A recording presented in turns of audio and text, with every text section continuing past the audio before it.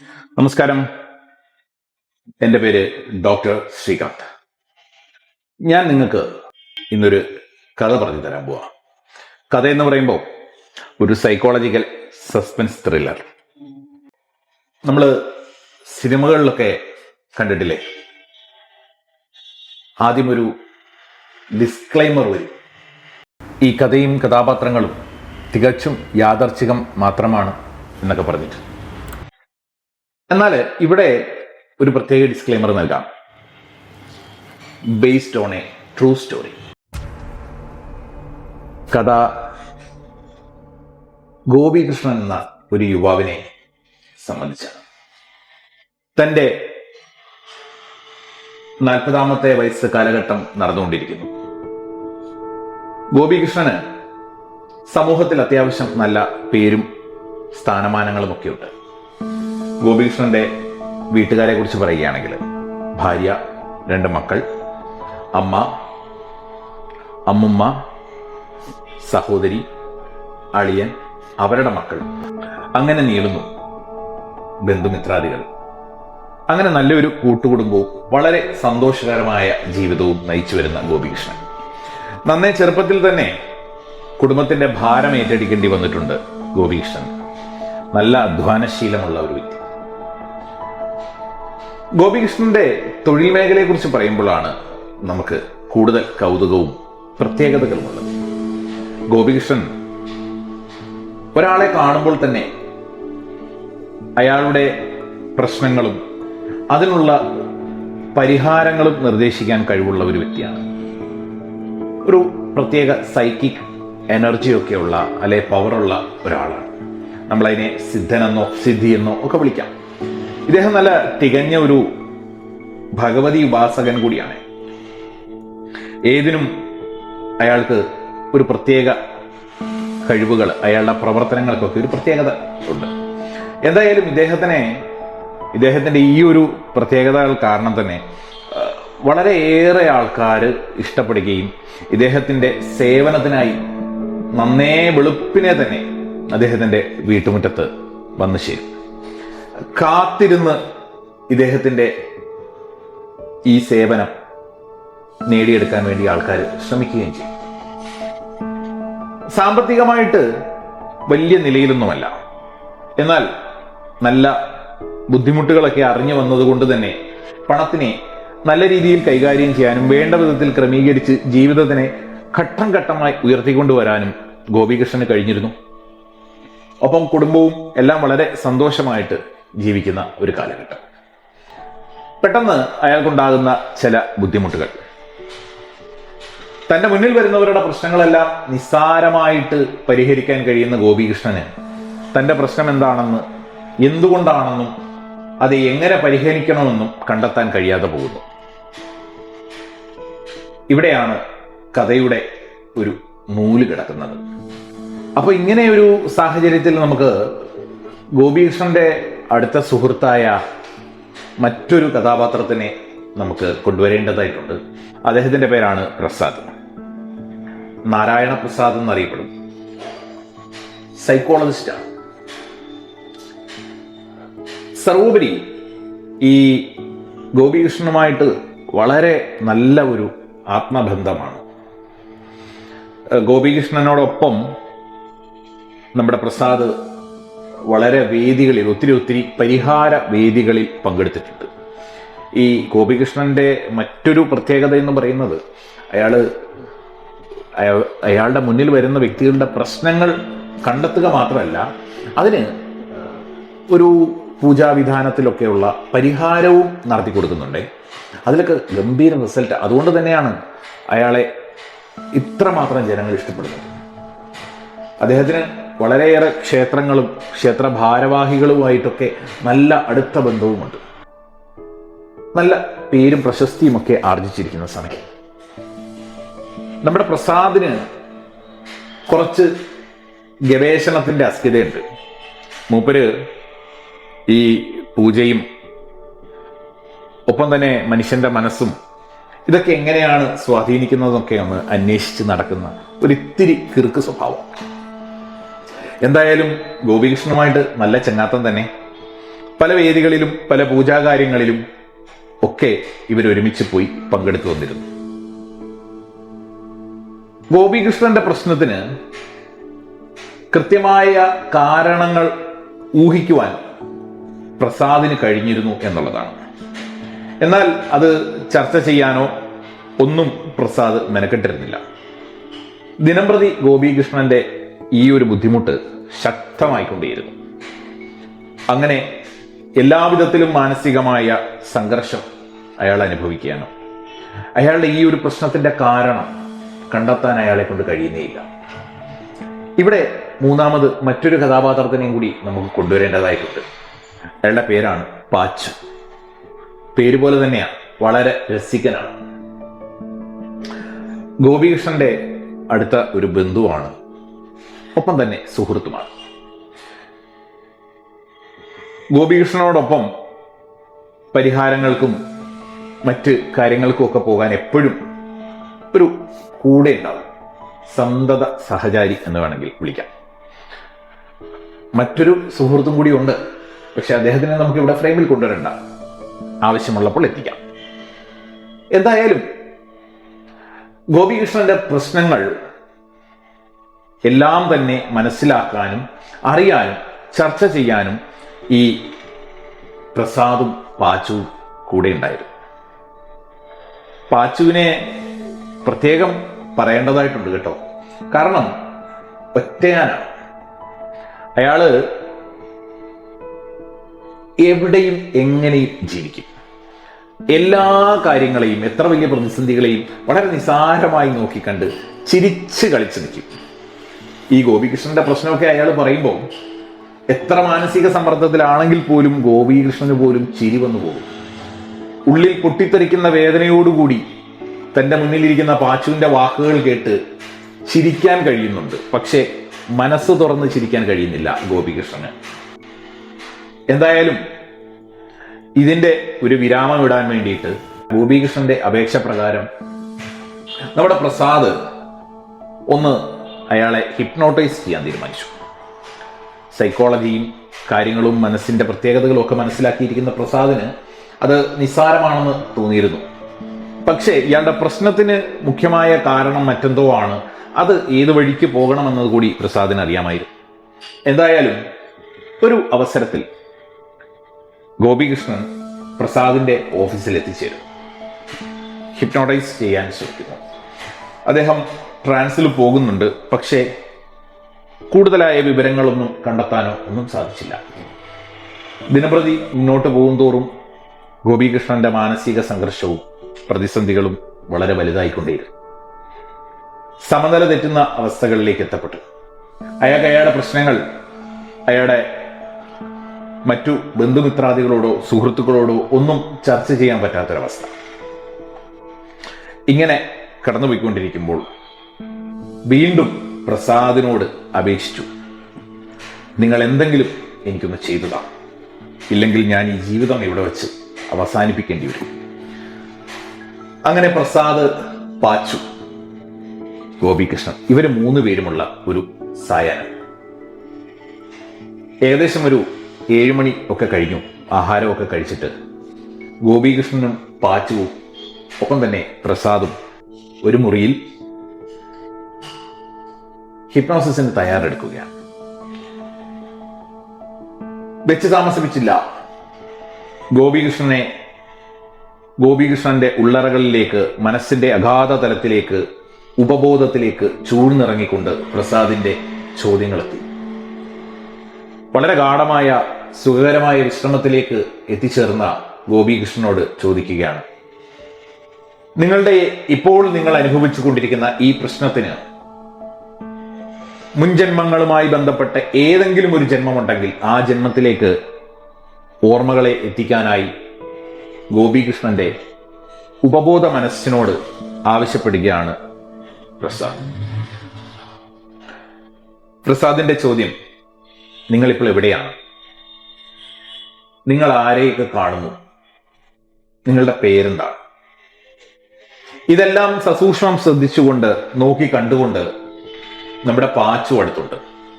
പാച്ചുവിന്റെ ജീവിതത്തിൽ ഇങ്ങനെയൊക്കെ കേട്ടിട്ടുണ്ടെന്നുള്ളതേ ഉള്ളൂ. പക്ഷെ ഇതൊക്കെ ആദ്യമായിട്ടാണ് കാണുന്നത്. സിനിമകളിൽ കണ്ടിട്ടുള്ളതല്ലാതെ ഹിപ്നോട്ടിസമോ ഹിപ്നോസിസ് തെറാപ്പിയോ ഒന്നും പാച്ചുവിന് വശമില്ല. അയാൾ വളരെ സസൂക്ഷ്മം ഇവരെന്ത് കാണിക്കുന്നു എന്ന രീതിയിൽ തന്നെ നോക്കി നിൽക്കുക. എന്തായാലും ചോദ്യത്തിന്റെ ഉത്തരമായി ഗോപികൃഷ്ണനിൽ നിന്നും മറുപടി വന്നു. എൻ്റെ പേര് ശിവരസൻ. എൻ്റെ നാട് തെങ്കാശി കുട്ടുവള്ളി എന്ന ഒരു ഗ്രാമത്തിലാണ്. ഇത് കേട്ടതേ ഞെട്ടി എഴുന്നേറ്റു നമ്മുടെ പാച്ചു. അയാളുടെ തമാശയെല്ലാം മാറി വളരെ ഗൗരവമായിട്ട് ആകാംക്ഷയോടുകൂടി ടേബിളിന്റെ അടുത്തേക്ക് എത്തി. അവിടെ തന്റെ മുന്നിൽ കിടന്ന ഗോപികൃഷ്ണൻ പച്ചയായ മനുഷ്യൻ പറയുന്നു താനിപ്പോൾ തെങ്കാശിയിലാണെന്നും തന്റെ പേര് ശിവരസൻ എന്നാണെന്നും. വല്ലാത്ത ആകാംക്ഷ ജനിച്ചു. എത്ര വയസ്സായി എന്നുള്ള അടുത്ത ചോദ്യം ഉടനെ തന്നെ എത്തി. 40 വയസ്സ് കഴിഞ്ഞിരിക്കുന്നു. വിവാഹം കഴിച്ചോ? ഇല്ല. എന്ത് ചെയ്യുന്നു? തന്റെ ഗുരുനാഥനോടൊപ്പം താൻ സഹായിയായി കൂടെ നിൽക്കുകയാണ്. ആരാണ് ഗുരുനാഥൻ? ഗുരുനാഥൻ എന്ത് ചെയ്യുന്നു? സത്യമൂർത്തി. അദ്ദേഹം ഒരു ക്ഷേത്രത്തിലെ പൂജാരിയാണ്. അദ്ദേഹത്തിനെ സഹായിച്ചുകൊണ്ട് ആ ക്ഷേത്രത്തിലെ ബലികർമ്മങ്ങളും മറ്റു കാര്യങ്ങളുമൊക്കെ ചെയ്തുകൊണ്ട് ശിവരസനും കൂടെയുണ്ട് എന്ന് മറുപടി വന്നു. വളരെ കൗതുകം തോന്നി. എന്തുകൊണ്ടെന്ന് ചോദിച്ചാല് പാച്ചു ഉൾപ്പെടെയുള്ള എല്ലാവർക്കും അത്ഭുതം ജനിപ്പിച്ച ഒരു കാര്യം ഗോപികൃഷ്ണന്റെ ജീവിതത്തിലുണ്ട്. അതായത് അയാള് ശാസ്ത്രീയമായിട്ട് ഒരാളുടെ കീഴിൽ നിന്നും പൂജ പഠിക്കാനോ അഭ്യസിക്കാനോ പോയിട്ടില്ല എന്നുള്ളതാണ്. എന്നിട്ട് പോലും അയാൾ ചെയ്യുന്ന പൂജാപരിഹാരങ്ങൾക്ക് അത്രമാത്രം അത്ഭുതകരമായ അനുഭവങ്ങൾ തന്നെ ആശ്രയിക്കുന്നവർക്ക് കിട്ടുന്നു എന്നുള്ളതാണ്. ഗോപികൃഷ്ണന്റെ ഈ ഒരു കഴിവ് പൂർവജന്മാർജിതമായിട്ടുള്ള ശിവരസനിൽ നിന്ന് വന്നതാണോ എന്ന ഒരാകാംക്ഷയോടുകൂടി പാച്ചു വീണ്ടും നിൽക്കുന്നിടത്ത് നിന്നും കുതറി മാറിയിരിക്കും. അപ്പുറത്തെ സൈഡിൽ വന്ന് നിൽക്കും. അയാൾക്ക് ഒരിക്കലും അവിടെ നിൽക്കാൻ മനസ്സ് വരുന്നില്ല. അയാൾ ഓടി നടക്കുകയാണ്. ഇതെന്താണ് സംഭവിച്ചുകൊണ്ടിരിക്കുന്നത്? ചുറ്റും ചുറ്റും പരതി നടക്കുന്നു. എന്തായാലും നമ്മുടെ പ്രസാദ് അടുത്ത ചോദ്യങ്ങൾ ചോദിച്ചുകൊണ്ടേയിരുന്നു. പ്രസാദിന്റെ അടുത്ത ചോദ്യം, എന്തുകൊണ്ടാണ് നിങ്ങൾ ഇപ്പോൾ ശിവരസന്റെ ജന്മത്തിലേക്ക് എത്തപ്പെട്ടത്? ശിവരസനും ഗോപികൃഷ്ണനുമായിട്ടുള്ള ബന്ധം വ്യക്തമാക്കുക. അങ്ങനെ ചോദിച്ചറിയുന്ന വേളയിൽ ശിവരസന്റെ അപ്പോഴത്തെ അവസ്ഥകളെ കുറിച്ച് അന്വേഷിക്കുന്നുണ്ട്. ശിവരസൻ നല്ല സന്തോഷവാനാണ്. സന്തോഷത്തിന്റെ കാരണങ്ങളെക്കുറിച്ച് ചോദിക്കുമ്പോൾ ശിവരസൻ പറയുന്നുണ്ട് അയാളുടെ മാതാവും പിതാവും മറ്റ് സഹോദരങ്ങളും ഒക്കെ ഉള്ളവരിൽ നിന്നും വളരെ കാലഘട്ടം മുമ്പ് തന്നെ ഒറ്റപ്പെട്ടു പോയിരുന്നു. എന്നാൽ ഈ ഒറ്റപ്പെടലിന് നടുവിൽ അയാള് നല്ല ഒരു പ്രണയത്തിലാണ്. പ്രണയം. സീത എന്നാണ് അവളുടെ പേര്. ശിവരസൻ, ഗോപികൃഷ്ണൻ, സീത. ഗോപികൃഷ്ണന്റെ ഇപ്പോഴത്തെ പ്രശ്നത്തിന് ശിവരസനുമായി എന്ത് ബന്ധം എന്നുള്ള അന്വേഷണം വീണ്ടും ഗഹനമായി തന്നെ നടക്കുകയാണ്. ചോദിച്ചറിയുന്ന വേളയിൽ ശിവരസൻ തന്റെ ഗുരുനാഥനായിരിക്കുന്ന സത്യമൂർത്തിയോടൊപ്പം പൂജകൾ പഠിച്ച് അവിടെ പരിഹാരങ്ങളുമൊക്കെ ചെയ്ത് വളരെ സന്തോഷവാനായി പോവുകയാണ്. ശിവരസൻ നല്ല സ്വഭാവത്തിനുടമയാണ്. നല്ല ആത്മാർത്ഥതയുള്ള വ്യക്തിയാണ്. ഇതെല്ലാം കണ്ട് തന്റെ ഗുരുനാഥൻ തന്റെ ഏക മകളായ സെൽവിയെ ശിവരസനോടൊപ്പം വിവാഹം കഴിച്ചുവിടാൻ തീരുമാനിക്കും. സെൽവി ശിവരസനെ വിവാഹം കഴിക്കുന്നതിനും തിരിച്ച് ശിവരസന് വളരെയേറെ ഇഷ്ടത്തോടു കൂടിയിരിക്കുന്ന തൻ്റെ സീതയെ ഉപേക്ഷിക്കുന്നതിനുമൊക്കെയുള്ള ബന്ധങ്ങൾ, കഷ്ടപ്പാടുകൾ ആണ് ഇവിടെ പിന്നെ നടക്കുന്നത്. സെൽവിക്കാകട്ടെ ശിവരസനെ വളരെയേറെ ഇഷ്ടപ്പെട്ടു. തൻ്റെ പ്രിയ ശിഷ്യന്റെ സ്വഭാവ ഗുണങ്ങളെ വിലയിരുത്തിക്കൊണ്ട് തന്നെ സെൽവിയോടൊപ്പം വിവാഹം കഴിച്ചു വിടാൻ തീരുമാനമെടുത്ത ഗുരുനാഥന്റെ വാക്കുകളെ ധിക്കരിക്കാൻ ശിവരസന് കഴിഞ്ഞിരുന്നില്ല. ശിവരസൻ വല്ലാത്ത ധർമ്മസങ്കടത്തിലായി. ശിവരസൻ ഈ ധർമ്മസങ്കടത്തോടുകൂടി നേരെ സീതയുടെ അടുത്തെത്തി. സീതയോട് പറഞ്ഞു, എൻ്റെ ഗുരുനാഥൻ എൻ്റെ വിവാഹം നിശ്ചയിച്ചിരിക്കുന്നു തൻ്റെ മകളോടൊപ്പം. എന്നെ കൊണ്ട് അതിന് കഴിയില്ല.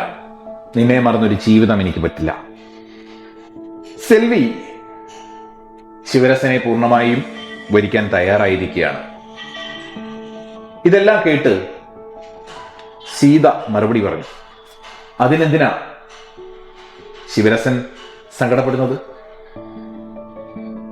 വിവാഹം കഴിക്കുക, നമുക്ക് ഈ ജീവിതം ഇങ്ങനെ തന്നെ മുന്നോട്ട് കൊണ്ടുപോകാം. ഞാനൊന്നും ഇല്ലാതെയാകുന്നില്ലല്ലോ. ശിവരസനോടൊപ്പം എപ്പോഴും ഞാൻ കൂടെ ഉണ്ടാകും. ഒരു കയ്യകലെ. അത്ഭുതം തോന്നി ശിവരസന്. അല്പമനസ്സോടുകൂടിയാണെങ്കിലും സീതയുടെ ഈ വാക്ക് ശിവരസൻ അംഗീകരിച്ചു.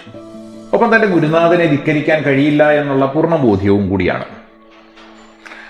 എന്തായാലും ശിവരസൻ സെൽവിയെ വിവാഹം കഴിച്ചു. വിവാഹം കഴിച്ചതിന് ശേഷം പെട്ടെന്ന് തന്നെ സീതയ്ക്ക് ശിവരസനോടുള്ള പ്രണയം അവസാനിച്ചു. വളരെ നിഷ്കരണം ശിവരസനെ തള്ളിപ്പറയുകയും ഉപേക്ഷിക്കുകയും ചെയ്ത് സീത മടങ്ങുന്നു. നാളിന്ന് വരെ താൻ ഇഷ്ടപ്പെട്ട തന്റെ നെഞ്ചിലേറ്റിയ പ്രിയസഖി തന്നെ നിഷ്കരണം വലിച്ചെറിഞ്ഞത് ശിവരസനെ കൊണ്ട് താങ്ങാൻ കഴിയാവുന്നതിനപ്പുറമായിരുന്നു. ക്രമേണ ശിവരസൻ മനസ്സിലാക്കി സീത തന്നെ പരിപൂർണമായും ചാറുറ്റി തന്നെ എടുക്കുകയായിരുന്നു എന്നുള്ളത്. തൻ്റെ അധ്വാനത്തിൽ നിന്നുമുള്ള പണം, സൗകര്യങ്ങളൊക്കെ സീത അതിനോടകം തന്നെ അപഹരിച്ചു എന്ന് പറയുന്നതിനേക്കാളും നല്ലത് തൻ്റെ വിശ്വാസത്തെ ദുരുപയോഗം ചെയ്തു എന്ന് പറയുന്നതായിരിക്കും.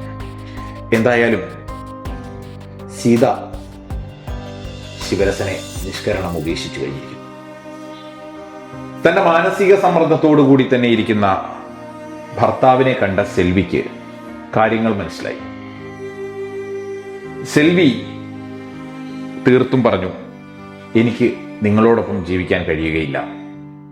ആയതുകൊണ്ട് തന്നെ എന്നിൽ നിന്നും അകന്നു പോകണം. ചുരുക്കത്തിൽ സെൽവിയും തൻ്റെ ഗുരുനാഥനും താൻ ഇഷ്ടപ്പെട്ട തൻ്റെ പ്രിയസഖിയായിരുന്ന സീതയും ശിവരസനെ ഒറ്റപ്പെടുത്തി. കുറ്റബോധം കൊണ്ടും സങ്കടങ്ങൾ കൊണ്ടും നിരാശയും ഒക്കെയായി പറഞ്ഞറിയിക്കാൻ കഴിയാത്ത വേദനയോടുകൂടി ശിവരസൻ തൻ്റെ സങ്കടം ഇറക്കി വെക്കാൻ ഒരാളെ പോലും ലഭിക്കാതെ വിശനമായ ഒരു സ്ഥലത്തേക്ക് പോകുന്നു. അവിടെ പോയി അയാൾ വിഷം കഴിച്ച് തൻ്റെ ജീവൻ അവസാനിപ്പിച്ചു. ഇത് 1945-50 കാലയളവിലായിരുന്നു. അപ്പോഴേക്കും ശിവരസന് 47 വയസ്സായിരുന്നു. 40 വയസ്സ് മുതലുള്ള ശിവരസന്റെ ജീവിതങ്ങളും കഥകളുമൊക്കെ ഇതിനോടകം പറഞ്ഞു കഴിഞ്ഞിരിക്കുന്നു. താൻ തൻ്റെ 47-ാമത്തെ വയസ്സിൽ ആത്മഹത്യക്ക് പ്രേരിതനായി സ്വയം ജീവനൊടുക്കി. കുറച്ചു കാലയളവ് കഴിഞ്ഞപ്പോൾ സീത തിരിച്ചെത്തുകയാണ്. സീതയുടെ അന്വേഷണത്തിൽ തന്നെ ഇഷ്ടപ്പെട്ടിരുന്ന, തന്നെ പൊന്നുപോലെ നോക്കിയിരുന്ന ശിവരസൻ